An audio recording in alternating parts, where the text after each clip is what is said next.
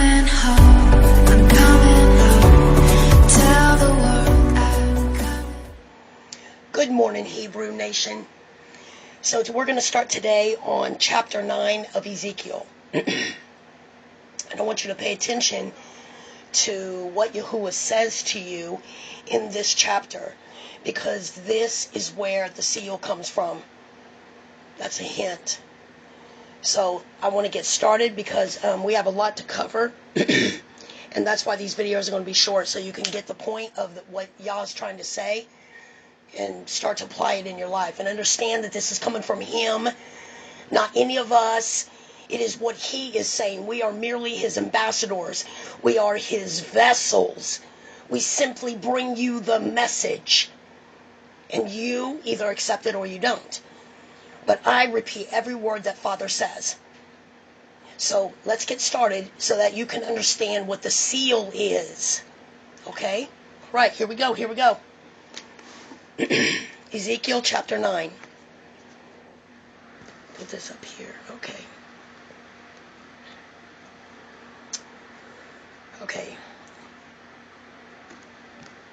And Yahuwah, He also cried in my ears with a loud voice, saying, cause them that have charge over the city to draw near, even every man with his destroying weapon in his hand.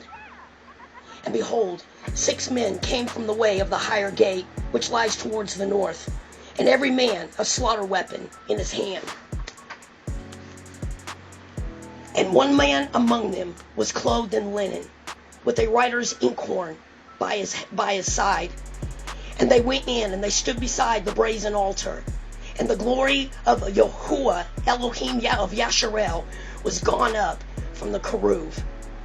Whereupon he was to the threshold of the house. And he called to the man clothed with linen, which had the writer's inkhorn by his side. And Yahuwah said unto him, go through the midst of the city, through the midst of Jerusalem, and set a tav, that's a mark in Hebrew, upon the foreheads of the men that sigh and that cry for all the abominations that are done in the midst thereof. And 2 of the others he said in my hearing, go ye after him through the city and smite. And let not your eye spare, neither let it have pity. Slay utterly the old and the young, both maids and little children and women, but come not near any man with whom the tav is upon. And begin at my sanctuary. Now let me explain to you what he's saying there. He's telling them to go through the city. And anyone that cries or is sick of the wickedness, put a mark on their head. They belong to me. That tells you right there, yes, He knows your heart. Because that's what He searches. That's how He chose David to be our king. By his heart. And He said, anything that you haven't marked that belongs to me on their forehead, I want you to slay it. I want you to utterly destroy it. Don't feel any pity for it. Kill it. And I want you to start in my house. These are Yahuwah's words. Now you let that sink in for a minute. He said, kill it. Let's move on. And then they began at the ancient men, which were before the house. And he said unto them, defile the house, and fill the courts with the slain, and go ye forth. And they went forth, and they slew in the city. And it came to pass that while they were slaying them, and I was left, and that I fell upon my face, and I cried, and I said, O Adonai Yahuwah, will you destroy the remnant of Yasharel in your pouring out of your fury upon Jerusalem? And then said he unto me, the iniquity of the house of Yasharel and Yehudah is exceedingly great, and the land is full of blood, and the city full of perversiveness. For they say that Yahuwah has forsaken the earth, and Yahuwah sees not. And as for me also, my eyes shall not spare, neither will I have pity, but I will recompense their way upon their heads. And behold, the man clothed with linen, which had the inkhorn by his side, reported the matter, saying, I have done as you have commanded me.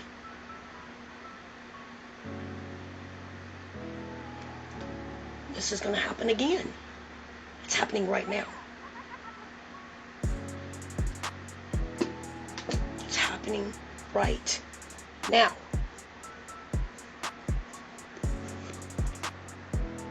So when you sit back and you say, oh, I know he knows my heart. Yes, he does. And that's what you'll be judged by.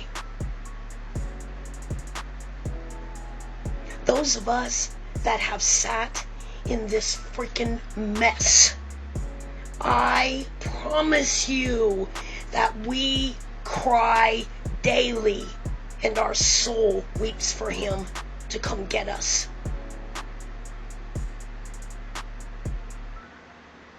Because we cannot tolerate being in the midst of it. We are cut from a different cloth, and it is royalty.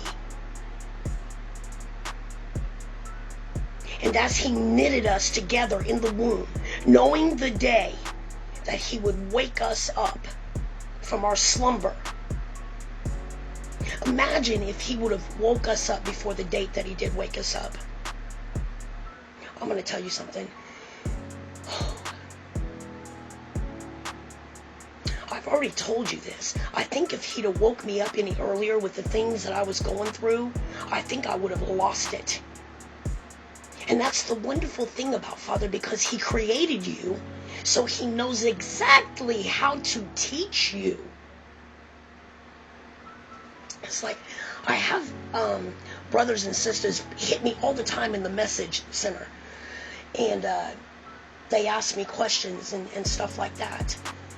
And this one young lady asked me, this one princess asked me, well, how do I get on the feast? Well, see, the thing about that is that what you don't understand is that Yahuwah told Jeremiah, which is actually pronounced Jeremiah, that rejoice, tear down the shutters on the windows. I want you to rejoice, because in the last days, the remnant I will teach on my own. So the secrets we are not allowed to give you. Why is that? It took me 1.5 years of seeking him diligently, and I mean crying, to get his calendar, to get his seasons and his dates. And to get that, like he said to me, you have to move completely away from the Gregorian calendar. Come this way, and I just want you to clear your mind, he said, and we're going to show you something.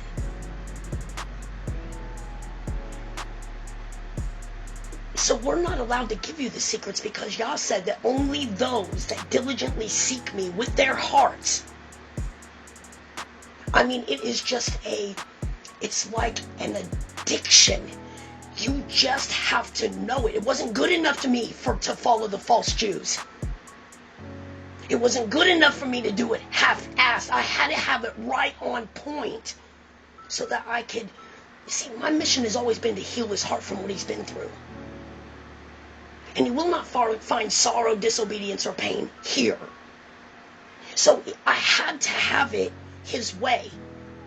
And it took me 1.5 years of being taught only by him, and researching and studying what he said, and spending time with him like I always have to get it.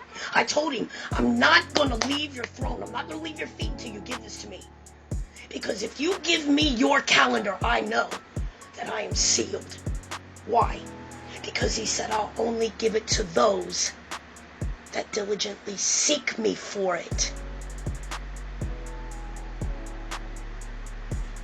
Isn't it funny that the Sefer is the only thing I will deal with, because it's the closest thing to our Hebrew Torah.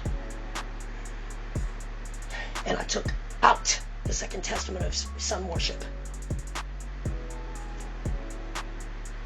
If there's one thing that I know, is that Father is not confusing. He does not teach you to where you have to sit and say, well, do you mean that? No. Because he expects for his laws to be followed. And so as a parent, as we do, we teach them what it is that is not allowed or that is allowed. And it's period and solid. It's not open for discussion. In order to get the blessings of his covenant, you must follow the laws. There's no way out. They're married together. That's why our Hebrew fringe or tassel is a flower. And anybody who's ever had a garden knows that the fruit grows out from behind after the bee has fertilized it and pollinated it. It grows out the back of the flower. It's the most beautiful thing I've ever seen. It's amazing. And that is why following the laws, you get fruit from it. What's the fruit? It's the promises of the covenant. And you can't get it any other way. This is how you be sealed. And when Samuel went to anoint our King David, who is our shepherd, the only shepherd that we have, let's get that clear. When he went to anoint him, he was still a child and he was taking care of a flock. Why did y'all have him taking care of a flock? Because he was going to have a flock. He was going to be king over it.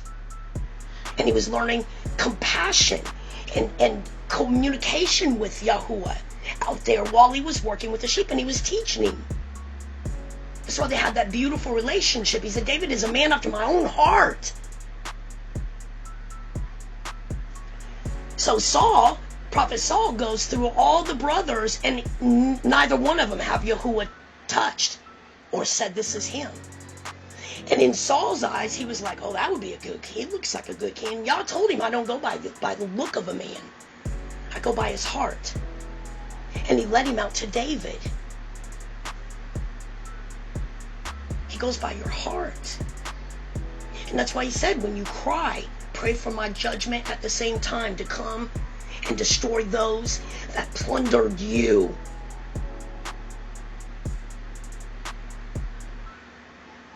He loves us. So he's not a confusing father. His law is the law, and you follow the rules, or you get your ass beat. How do you get your ass beat? You get curses. Where it used to be pleasure and shalom, peace. He will drop the hedge to keep you in line, to keep you safe. That's how he judges you. And he's doing it the same way today.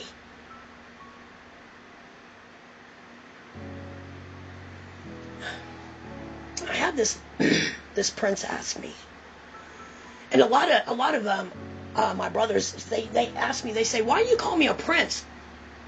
I'm a king. Well, we only have one king, and that is King David.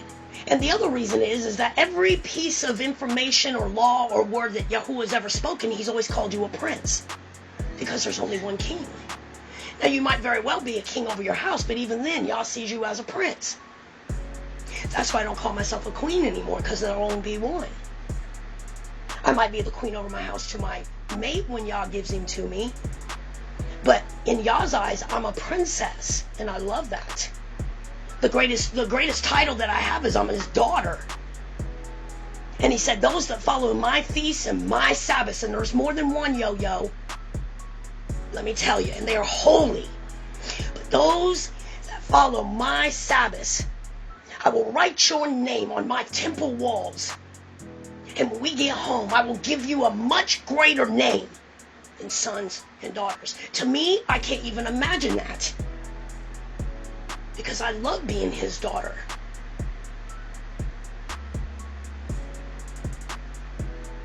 And like in our Sefer, in Psalms 23, he says, hold on just a minute. There we go. In Psalms 23, he takes care of your food. He takes care of your water. We get to lay down and we're wrapped in nothing but safety, because not only do we have angels stand in military form around us, but Yahuwah said, I never take my eye off of you. He's just like us as parents. And you wake up after you slept in a night of safety, and I've listened to your enemies' conversations about you, and I've laughed. Because none of them will succeed. No man will stand up against you. These are the promises of the covenant that you can only have with the contract between Father and Abraham. And what are those? Those are the laws that we are to live by. That's why Yah's government is not wicked in any kind of way. But look at where we're at. His ways are pure as gold. And believe me, they've been fired up. And they are the best ways that you can go. Everyone thinks, well, there's so many laws. Well, most of them pertain to the Kohen. Yah's laws for us are just righteous living that we're probably already doing right now because we hate wickedness so bad. And you have an instinct that Yah wrote those laws on your heart when he knit you together in the womb, so you know right from wrong. Why? Because he's in here teaching us. We are his temple. He said it in Jeremiah. So to get the secrets that Yahuwah only said, give to our people. Those are our people. You might be our people. If you're not following the laws, you are not Yasharel. You are not the remnant. You can say, I love him all damn day long. But if you don't follow his rules, let me tell you what he said. Say it, Father. If you love me, you'll follow my commandments. And if you don't have a desire or an ache to do that, I'm not in you.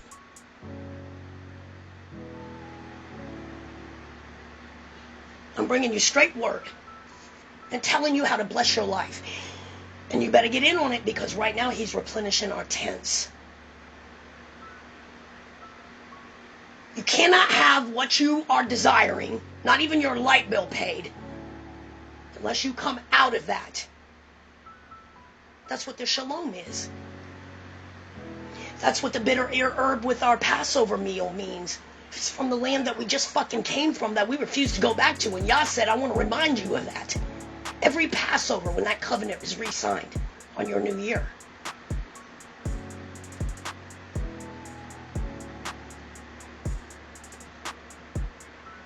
And he's given the seal right now. And it's almost over. In a minute you won't be able to come in, other than a slave or a handmaiden. You better believe there's a deadline. That's why I told you guys, don't sit down to that shit last year. Don't sit down to that, because you're sealing yourself.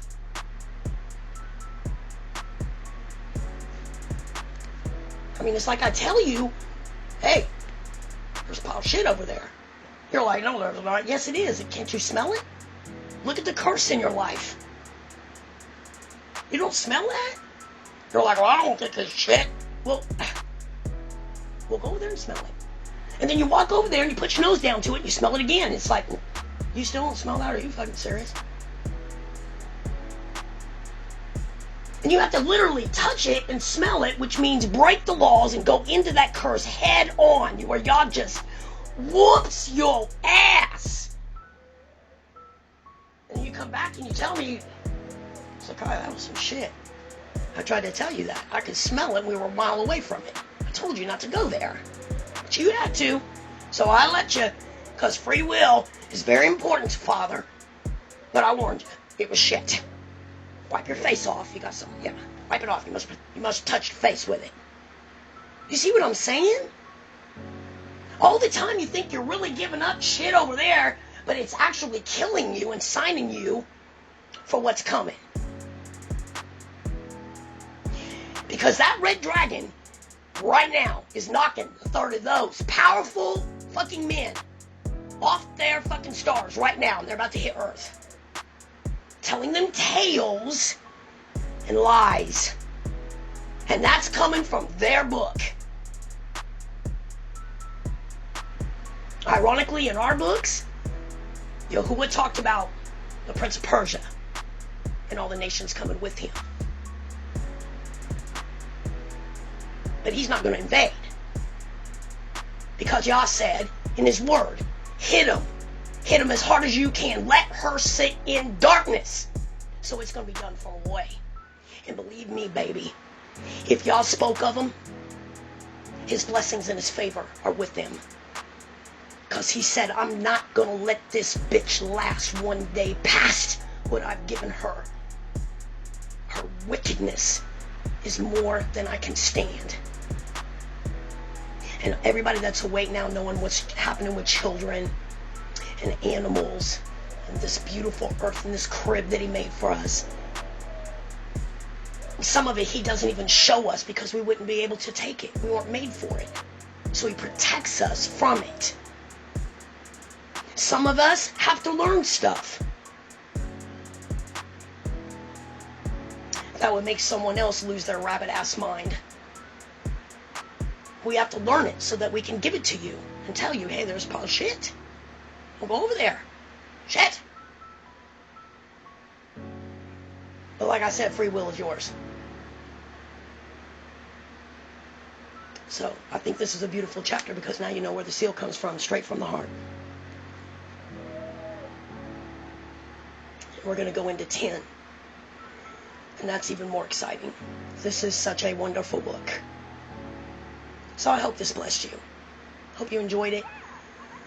It's very short. So you can get it and apply it. Because we don't have time to play around. So until the next video, may my God Yahuwah bless you and yours. Shalom. I'm coming home.